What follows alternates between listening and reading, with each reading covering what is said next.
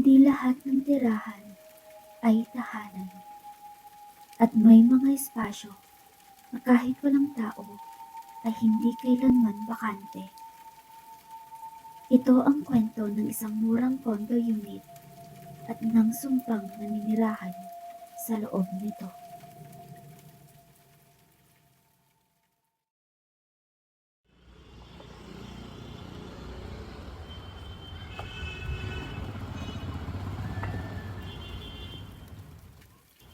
Sina Miguel at Joanna ay bagong kasal. Parehong nagtatrabaho sa isang BPO company sa Eastwood. Sa hirap ng ekonomiya, sinunggaban nila ang alok ng murang unit sa isang lumang kondominium sa Quezon City. Unit 308. Sa unang gabi pa lang, may kakaiba nang nangyari. Habang nag-aayos si Joanna ng gamit, narinig niya ang mahina at putol-putol na pagkanta mula sa banyo.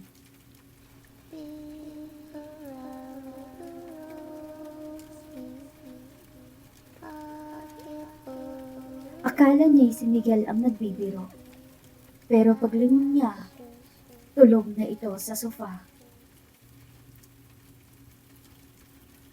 Inisip niyang baka pagod lang siya, pero sa mga sumunod na gabi, hindi na lang basta kanta ang narinig niya. Gabi-gabi, eksaktong 2:00, may marahang pagkatok sa pintuan ng banyo.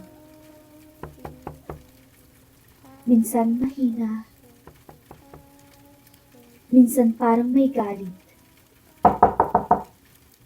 Ngunit tuwing sisilipin nila, walang tao. Isang madaling araw, nang subukang isara ni Joanna ang bintana ng CR, bigla itong bumukas ulit. At sa salamin, sa hamog, may lumitaw na sulat. Tumingin ka sa likod mo.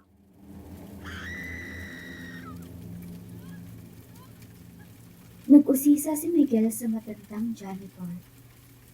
Doon niya nalaman ang kwento ng dating nakatira sa unit. Si Maria, isang nurse na gabi ang shift. Tahimik, mag-isa. Ngunit 7 taon na ang nakalilipas. Natagpuan ang bangkay niya sa loob ng unit. Wala nang buhay. Nakabitin sa loob ng banyo.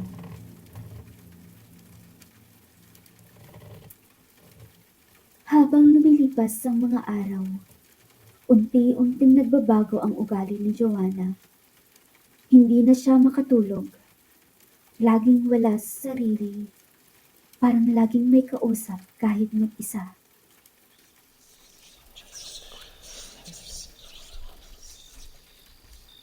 Isang hating gabi, nakita siya ni Miguel na nakaupo sa sahig ng banyo. Umiiyak.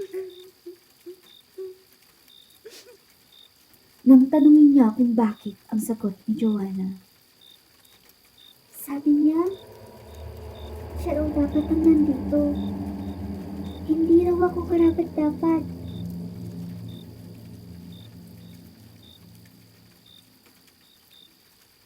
Gabi ng Huwebes, tuluyang nagpakita ang presensya. Habang natutulog si Miguel, biglang bumukas ang pinto.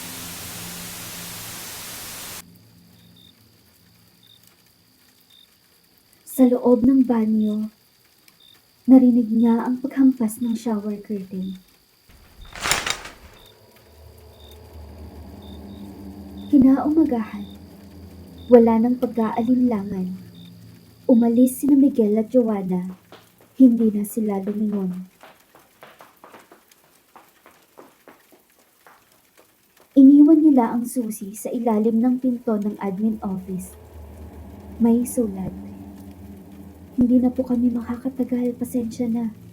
Hindi po kami ang para sa unit na ito.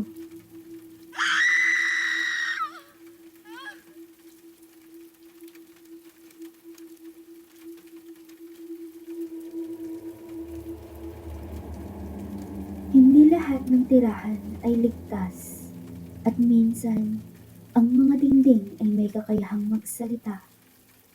Ang mga alaala ng lugar ay nananatili, lalo na kung puno ito ng sakit, galit, at sigaw na hindi narinig.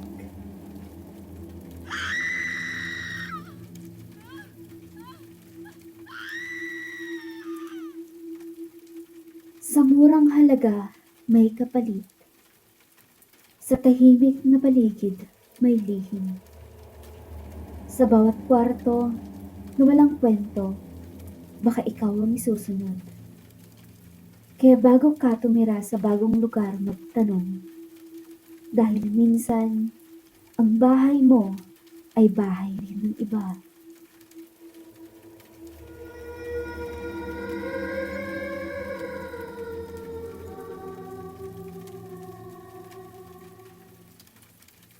Kung nagustuhan mo ang kwento, huwag kalimutang mag-subscribe sa Sumpa ni Maria.